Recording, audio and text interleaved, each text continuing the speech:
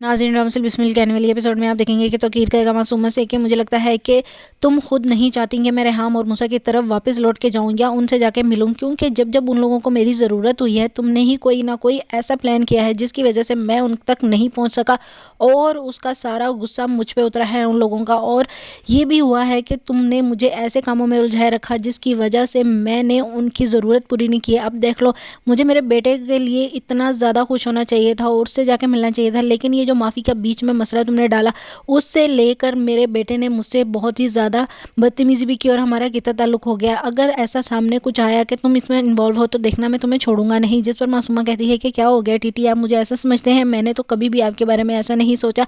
मैंने भी तो आपके लिए वो दर्द सहा है जो कि मुझे नहीं सहना चाहिए था। आपने मुझे अकेला छोड़ा सिर्फ अपने बेटे और बीवी के कहने पे। आपकी बीवी ने मेरी इंसल्ट की, आपके बेटे ने मेरी इंसल्ट की। मैंने कभी किसी को कुछ नहीं कहा, तो आप मुझ पर कैसे शक कर सकते हैं? आपको ज़रा सा तो मेरे बारे में सोचना चाहिए।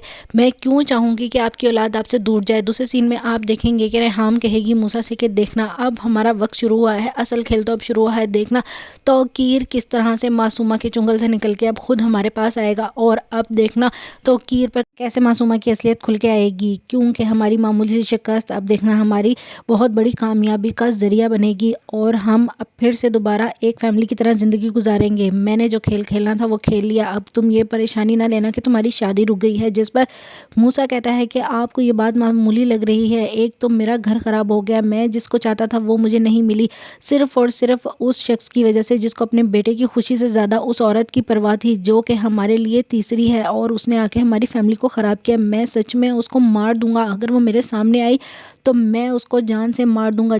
मारना तो मैं अपने बाप को भी चाहता हूँ, लेकिन क्या करूँ, मजबूरी है, मैं ऐसा नहीं कर सकता। लेकिन मासूमा जैसी औरत को तो मैं कभी ना छोड़